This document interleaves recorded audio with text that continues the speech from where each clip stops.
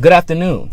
My name is Niko House, host of the political radio show Mi Casa es Su Casa, which you can catch Fridays here on YouTube Live at 7 p.m. Eastern Standard Time, Facebook Live, awakeradio.us, iHeartRadio, and I hope you tune in. We have a really good time. We're really interactive, and we have a lot of discourse. There's not always a lot of agreement going on my pages because, as you know, I make a lot of controversial videos, including this one where I'm probably going to piss off a lot of people.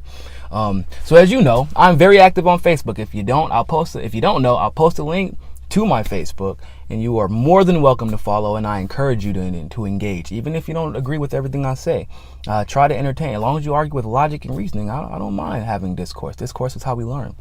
And I think it's important because it's important to engage on Facebook. 50% of the adult world gets their news from Facebook. So us who are politically affluent, who have a media presence, who understand politics and social issues, I feel have a responsibility to ensure that people are interpreting things the right way, that they are looking at things objectively and realistically.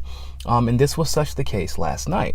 I was in a conversation, a debate, if you will, with one of my Facebook friends, which we're always going back and forth because he's super conservative from Texas, so you can only imagine.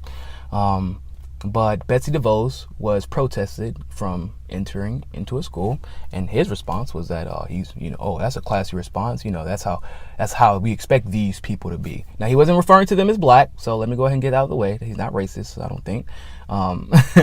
But he was just saying progressives or liberals, and I'm thinking in my head, well, first of all, you have a fundamental issue with what you think a protest is. This protest isn't to make you feel comfortable, isn't to make Betsy DeVos feel comfortable. Protests are meant to be just that. Protests, civil disobedience, putting you in an uncomfortable position, inconveniencing you.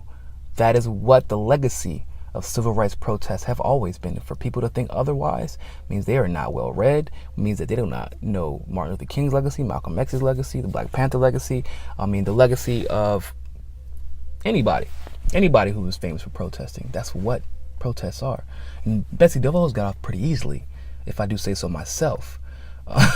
They yelled at her, not really, just raised their voice at her, told her that she shouldn't be there, she shouldn't be in charge, and she spent her money to get that position, which is very obvious, right? So, moving on, I was explaining to him that, what do you mean by these people? Because these people are protesting in probably the classiest way. If you want to talk about the realistic aspects of partisan protests, when I'm saying this, I mean this. Progressives never really are known for killing anybody when they protest an ideology. We need to think about it. Understand that. That's what we're protesting. We're protesting not only policies, but ideology as well. And when progressives protest, nobody gets killed, really. Not that I know of, unless you all know something that I don't. In America, at least. Nobody gets killed, right? Meanwhile, on the conservative side of that little protest idea, Planned Parenthood gets blown up because they don't believe people should be getting abortions. They're like, but his response is, you're trying to compare terrorist attacks to protests. No, that's not what I'm doing. What I am doing is comparing violent protests to peaceful protests. For somebody who said these people don't know how to be classy, how about you take a look at your own ideology and look at how the people that believe in the same things that you do, because that's what it really comes down to. It's not about progressive, liberal, Democrat, Republican. The people that believe the same things that you do, they're blowing up Planned Parenthoods. They're shooting Muslims in mosques. They're shooting black people at churches. Protesting the idea that a black person is equal to a white person, protesting the idea that a woman has the right to it's her body and her uterus, and it's her choice, protesting the idea that Muslims or anybody of the Islamic faith have the right to exist in this nation, peacefully without being under duress. Those are protests. Now, we don't like to think of them traditionally as protests because we want to think of it as a vacuum. It has to be a terrorist attack. And if it's a terrorist attack, it can't be a protest. BS. That's not true. In fact, they're both. They are both. They are a protest and a terrorist attack. ISIS was founded out of a group that was protesting American imperialism in the Middle East.